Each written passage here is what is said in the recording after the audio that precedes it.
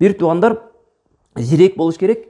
Караңыз, жооп бере турган учурда жооп бериш керек. Эгерде сөзсүз жооп бериле турган абал боло турган болсо, жооп бериш керек. Мисалы, бүгүнкү күндө адамдын укугун талап кылып жүргөн аялдардын укугун талап кылып жүргөн адамдар.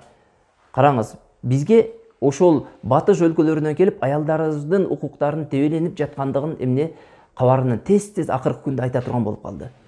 Караңыз, бүгүн бул интернеттен окуп калдык, ушундай атайын передача да мондой деп айтат. Аялдардын укугуну тепселөө боюнча Кыргызстан эң жогорку орундарда турат. Мындайча айтканда, аялдардын укугуну сактабаштык боюнча Кыргызстан 89-орунда турат дейт. Бир туугандар, Кыргызстан туура инсандык кылып, кыргыз эли бардык ислам шариятына амал кылса анда жакшы болот эле. Көпчүлүгүбүз динге жакшы түшүнбөгөндөн, дин өкүмдөрүн билбегендиктен ошол нерселер аялдын укугуну тепселештик, ошол себептүү болуп атат. Бул шариятты билгенибиз үчүн эмес.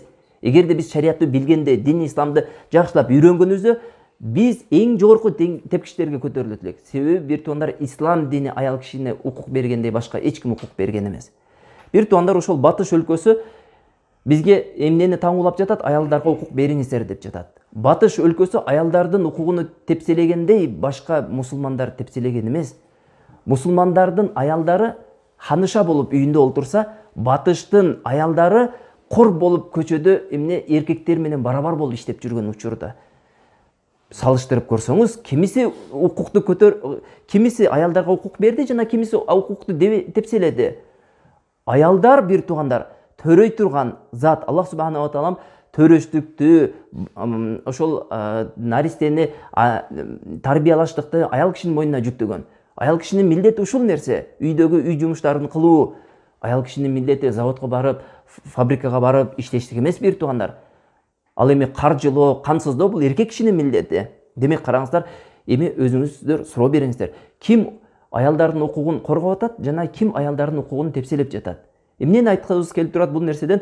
Ошол адамдар, бүгүнкү күндөгү адамдар дагы Мекке мушриктери сыяктуу мусулмандардын бир кемчилигин алып, бүт мусулмандарды жаман көрсөткөн аракет кылышат. Бир туугандар, мусулмандардын жакшы жагын эсептесек, аягына жетпейбиз го. Туурабы? Туура, анча-мынча инсандык кылып мусулмандар кемчилик кетирип коюп атат. Бул нерсени айтабыз, бирок ал дегени бардык мусулмандар андай эмес. Туурабы? Эми караңыз, ошол нерсени бетибизге кармап, мусулмандар мондой кылат дейт.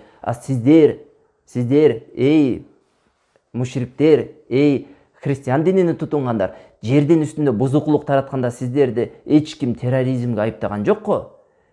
Мароккодо, Алжирде, ошол Африканын түндүгүндө кыргын кылганда, мусулмандарды кыргын кылганда, миллиондогон адамдарды өлтүрүп, баштарын кесип, футбол кылып ойногондо сиздерди эч ким террорист деп айткан жокко. Эмне үчүн бүгүнкү күндө бир мусулман кемчилик кетирип, динини жакшы түшүнбөстөн бир канча адамды өлтүрүп койгон болсо, мусулмандар террорист болот. Миллиондогон адамдарды өлтүргөн адам укугун сактаган адам болот. Жок, бир туугандар, туура анализ үйрөнөлү.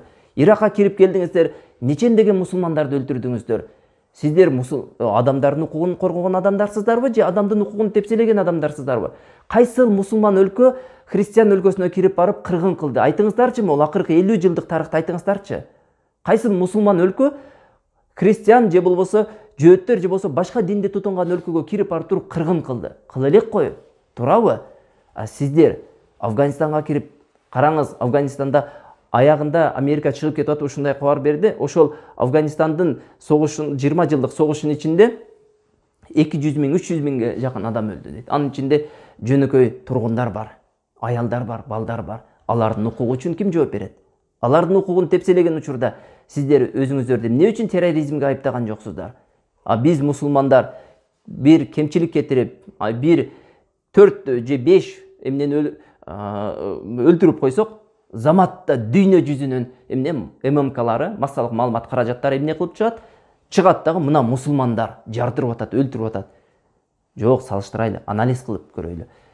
Сиздер караңыздар, ушунчалык кыргын кылдыңыздар жердин үстүндө, ушунчалык бузукулук тараттыңыздар. Экинчи дүйнөлүк согушта канча миллион эл өлдү?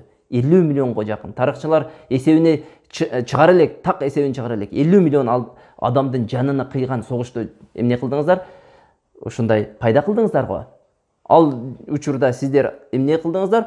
Өзүңүздөрдү терроризмге айыптабадыңыздар го. Эмне үчүн мусулмандар бүгүнкү күндө сиздерге терроризмдин символу болуп калды?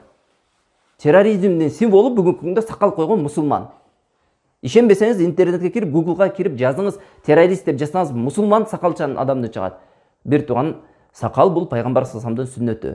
Ошол сакал коюп канчалаган жакшылык иштерди кылып аткандарын дагы эске алыңыздар. Эске алыңыздар ошол нерсени. Андан кийин анан террористтик же болбосо кээ бир ошолордун арасында миллиондун арасына бирөө чыгып ошондой ишке барып мусулмандарды өлтүргөн, башка бирөөлөрдү өлтүргөн болсо, анан бул мусулмандардын жакшылыгын салыштырып, беркинин кылган катасыны көрсөңүздөр, өзү көрүнбөй калыш керек эле. Ушунчалык мусулмандардын кылып аткан жакшылыгынын арасында. Бул мусулмандар жердин үстүндө бир эле өздөрүнүн жеке жашоосуна эмес, бүткүл үммөткө эмнени тартуулап атат? Ислахты тартуулап атат. Ислах, оңдолууну тартуулап атат. Бир тугандар, мусулмандар шарият менен жашаган учурда жердин үстүндө ислах болот, жердин үстүндө оңдолуу болот. Качан гана жердин үстүндө сиз менен биз шариятыбыздан алысташып, динден алысташып кеткенде жердин үстүндө фасад болот.